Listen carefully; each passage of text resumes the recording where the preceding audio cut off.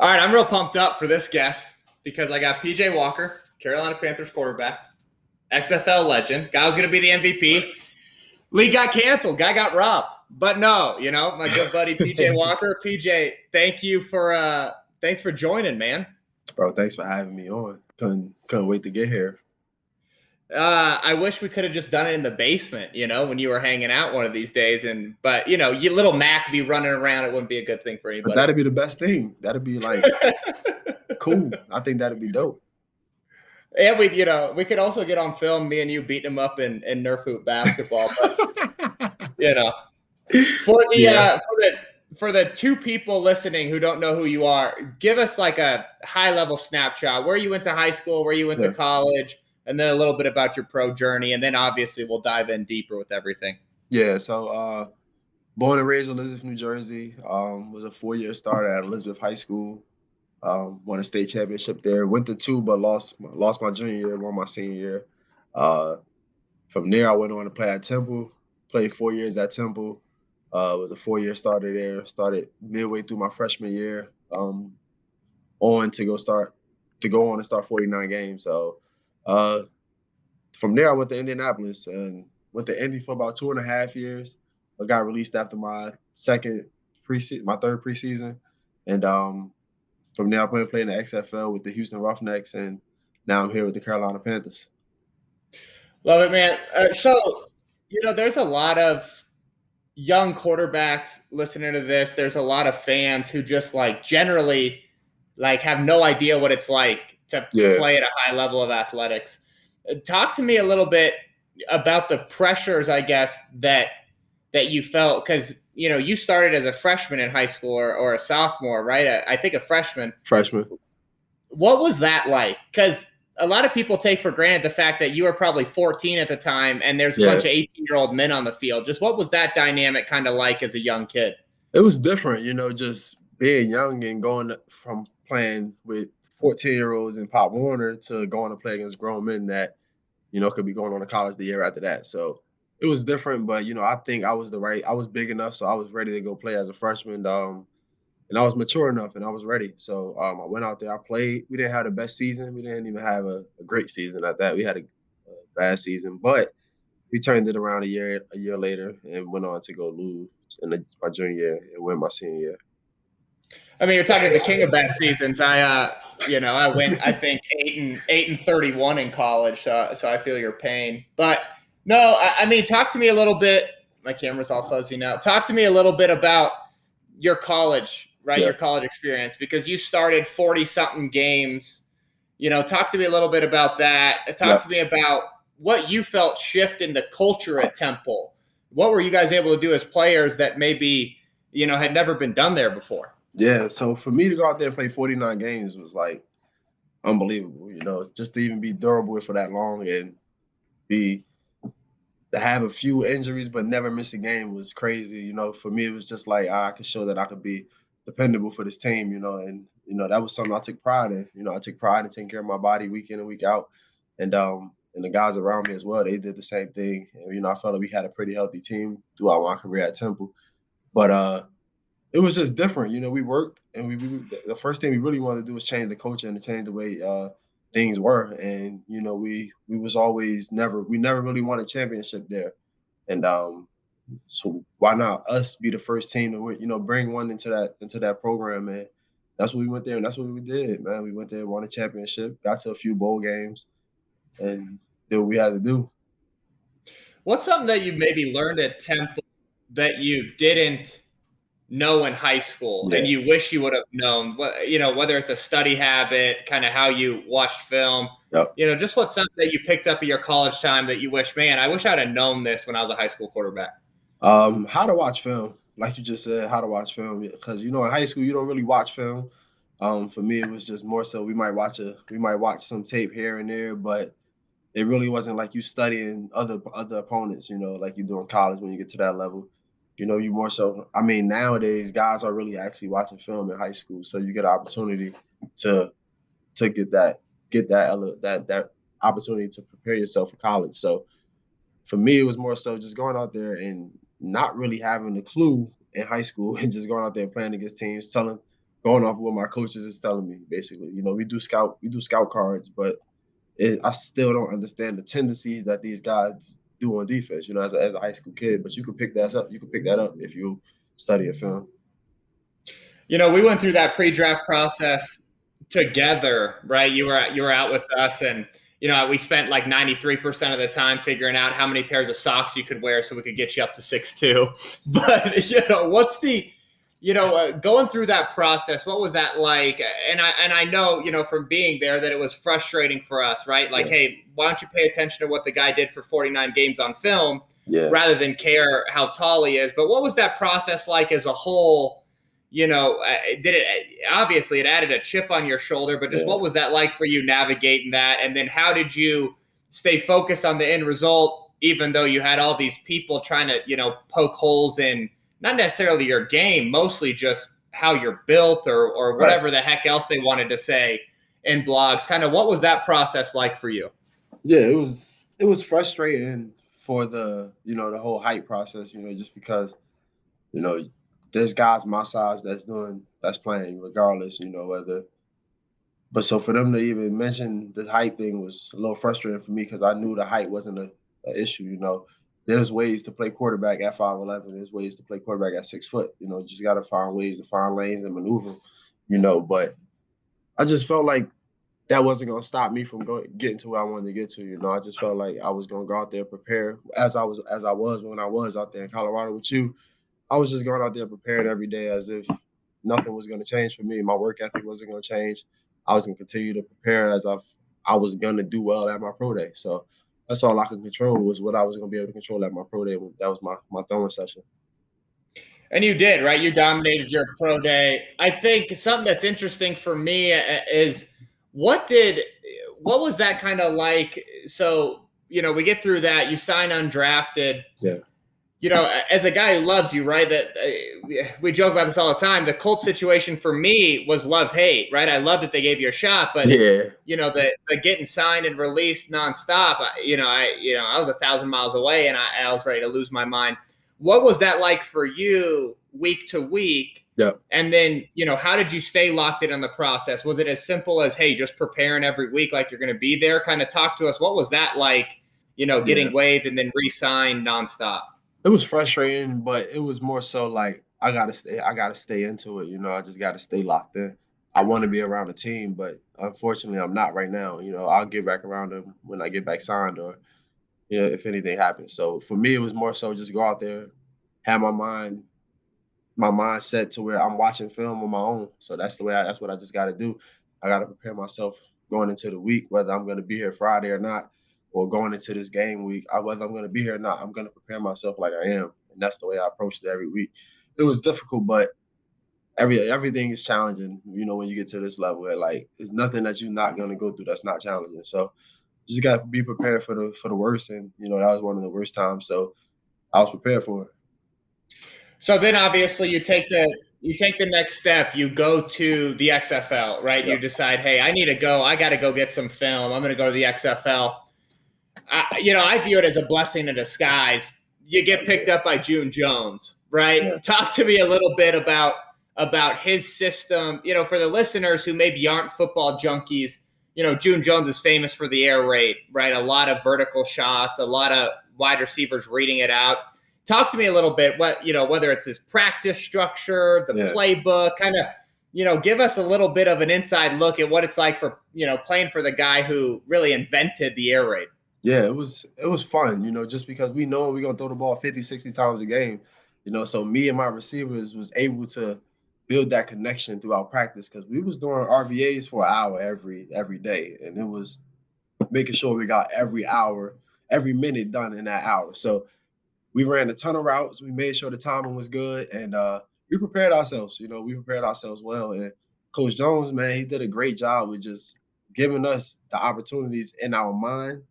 He'll stand in the back about 20 yards away from the where I would be standing, the receiver from where the ball is basically, and he would just yell out of coverage, cover two, and the receivers got to adjust to that. And that was just ways to do things in our offense because in this run and shoot offense, it could be a certain coverage. He could be breaking flat, he could be running vertical. if they flat-footed in the secondary, you can run by them. So it's different ways you can do things. And June Jones did a great job of just having our guys mentally prepared and mentally ready to go into those games. And also, we prepared our tails off going into these games. Like, we watched tape together as a quarterback and receiver group. So we just all had an idea of what's going on. June Jones prepared us for a week in and week out, and the outcome was what it was. We won games. So, then the XFL starts, and needless to say, you are on fire right away, right? I remember, this is the dumbest thing on planet Earth, but I remember I got dragged to a monster truck, not dragged to it, right? You want to do stuff with your kids, but I get dragged to a monster truck rally because Mac is really into monster trucks, and I'm trying to watch this dang game on my phone. I got the grave digger doing whatever he's doing. I'm trying to watch this thing. You come out the gate and it's a touchdown. And I'm like, Emily, we got to get home, right? I'm like, people are probably like, that's like a very abusive dad. He's like carrying his 2-year-old out of the stadium. Yeah, but it's like, man, we got to get home. We got stuff to do. We can catch monster trucks another time. Like, I'll fly you to wherever they're going next, Mac, like by yourself on a plane. But I just got to get home to watch PJ. So, I mean, you caught fire, right? It was right away you started hitting. And then to me, on the outside looking in, it was noticeable. It wasn't like, hey, there were some articles. You were on the front cover of USA Today. A bunch of people sent that to me. You were adding 50, 60,000 followers on Instagram. NFL Live was calling you. What was that kind of like? And then how did you, because I know this stuff doesn't mean a ton to you, but how did you remain grounded in the fact that, like, listen, I still have – more goals to go achieve. Kind of just what was that like navigating those two things pulling at you, which is there's so much more you want to do versus there's a ton of notoriety right now. Right. I knew what I was there for, and I was there to actually go get another opportunity to play in the NFL. And for me, it was just go out there and play your game and not worry about the outside noise. The outside noise is going to be the outside noise, but you got to go out there and handle your game. And whether you playing good or bad, they're going to say what they're going to say on the outside. But what you can control between these white lines is your game. And that's what I did every day. I controlled my game, and I just did what I could do, playing on the football field. Everything else was what it was. Now, listen, my favorite part about the XFL, there's a couple, but one of them is that you throw a touchdown or you throw a pick, you got Diana running over from ESPN to shove a microphone in your face. Talk to me a little bit about that dynamic of getting interviewed right after, hey, PJ, you just threw an interception. How's it feel? And then also navigating, there were a lot of reporters that did right by you at ESPN, but kind of what was that like having to answer questions? Because that'll never happen in the NFL or college. But what was that like having to answer a question on the sideline right after a touchdown or a pick? It was fun when you do something good, but it was bad when you do something like throw a pick, because you're frustrated after you throw the pick, but you're excited with a whole lot of joy on your sideline from your teammates after you just score a touchdown. So it's just like, so you got the other team on the other side celebrating, but you got the other team on the other side like in a bad mood because the quarterback might have threw a pick or the other team might have just got scored on. So it is what it is, but it was fun. I enjoyed it, and I'm sure the guys around me enjoyed it. We made a lot of plays. I think we was like one of the teams that led the league in interceptions. So our guys was out there having fun. We was out there making plays and having fun. I mean, Charles James was unreal, right? He was probably the best sideline interview the XFL's ever had. But, so you go through the process. I think XFL is one of the best. It was one of the best fan experience. I've been to a bunch of NFL games, been to a bunch of college games. I went to the last XFL game. I took a bunch of the buddies down there, and we all watched you play and dominate. Yeah. But there's nothing like hearing a stadium chant, go 4-3 after you score a touchdown. It's just like, it was something special. So then you get the call, right? Yeah. And you had established yourself. Frankly, I think you had established yourself as, hey, you're the MVP of that league, and you were going to go win a championship. That was going to be you versus another one of our guys, Luis, right? He had New York running hot. He definitely did. But what was that, for you? I knew that you were certain, hey, I'm going to the NFL. We were already fielding calls from everybody on planet Earth. What was it like for your other teammates, though, who maybe weren't so certain in their future? And just, I guess, as a team, because you guys were great, Yeah. when you guys got the call that, hey man, it's done, kind of what were some of those emotions? I mean, as a team, we were all pissed off because we had a goal in mind, like we was gonna win this whole thing, and that's what we went out there for. And to know that that was getting cut short, a lot of guys was pissed, and it was a cause that we couldn't control, so it was something that was out of our control, and we were just hoping for everybody's safety at that point. We was making sure everyone was okay, making sure everybody could get home safely, making sure everybody could leave. But a lot of guys was upset because that could have possibly been the end of their playing for that season or something like that.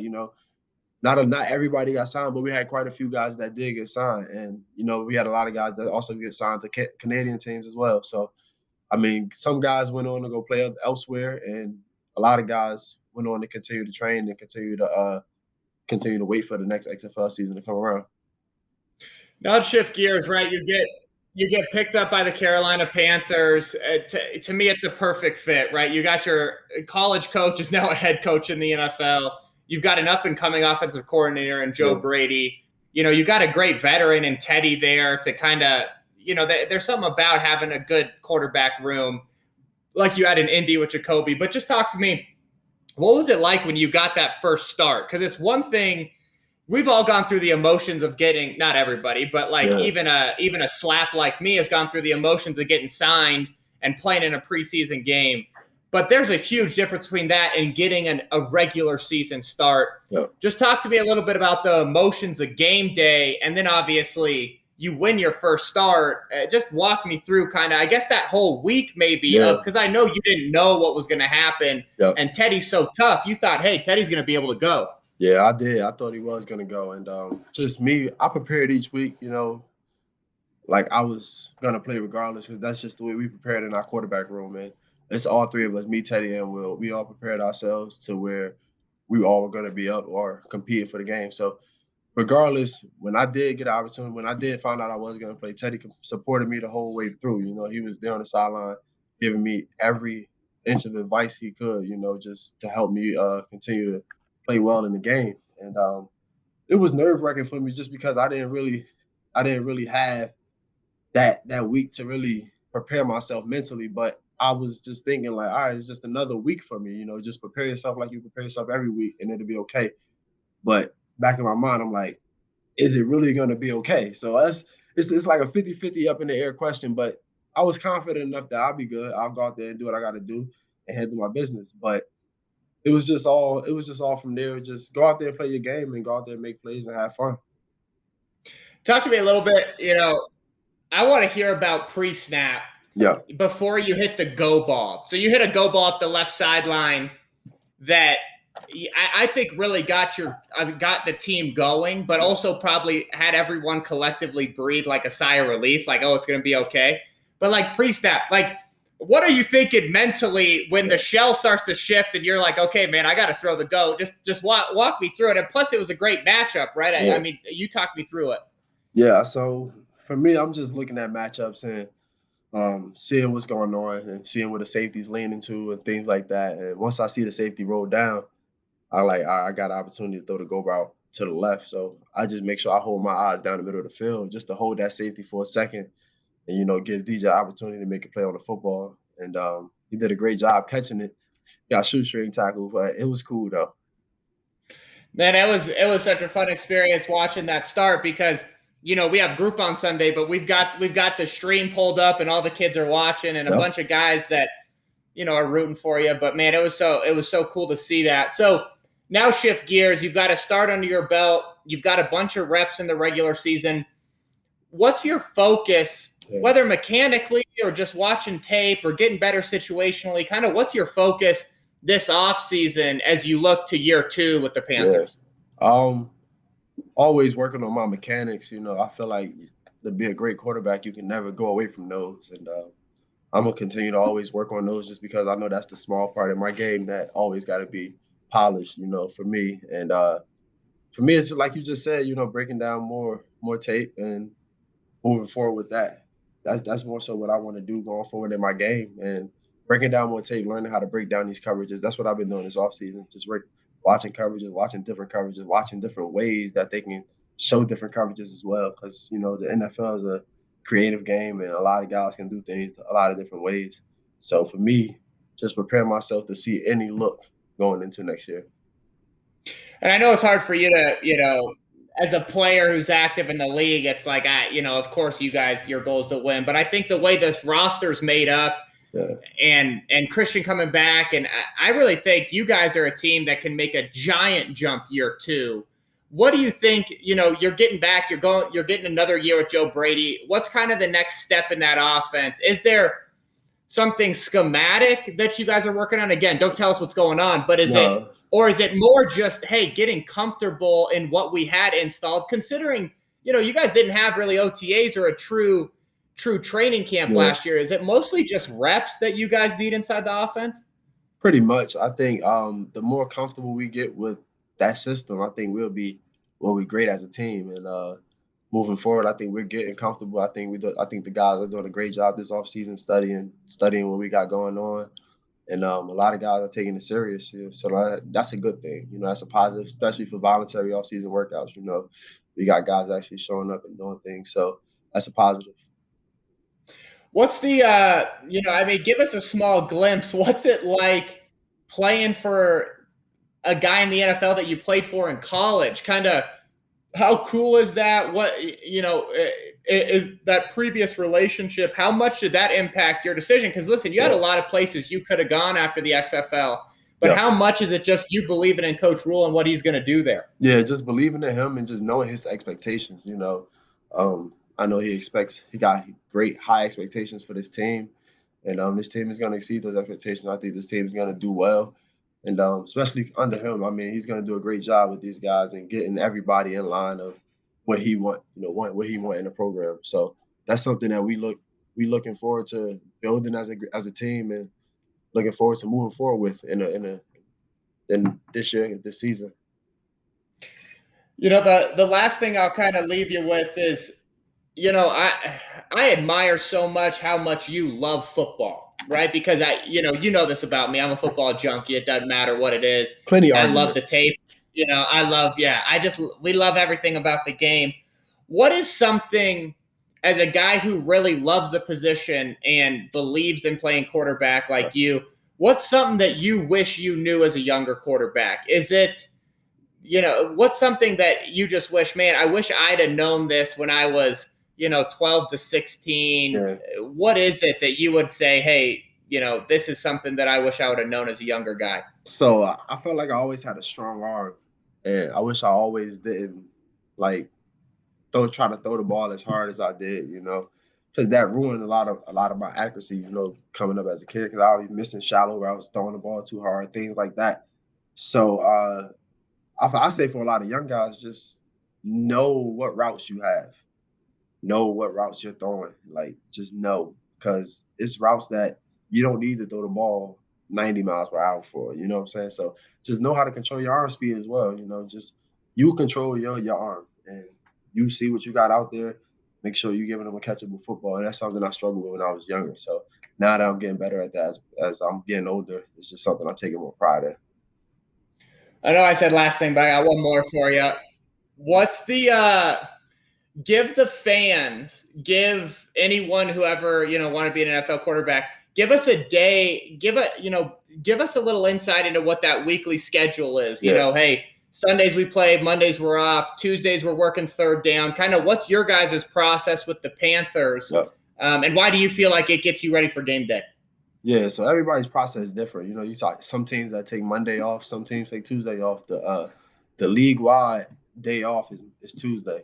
And so a lot of guys get to come in Monday after that Sunday game and recover, watch the tape and break it down. And once they realize that they broke down the tape, that game is over with, so it's no more going back to that game. We're on to a new week. So we start preparing for the other team, for the other opponent, probably on Tuesday.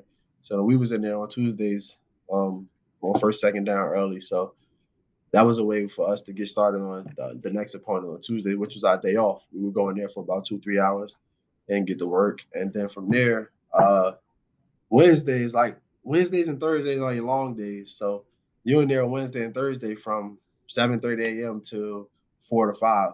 That's your regular 8-hour day there. And on Fridays you get a shorter day to where you get like you're usually out by like between 1 and 2 on Fridays, and on Saturdays it's pregame, and Sundays is kickoff for game day.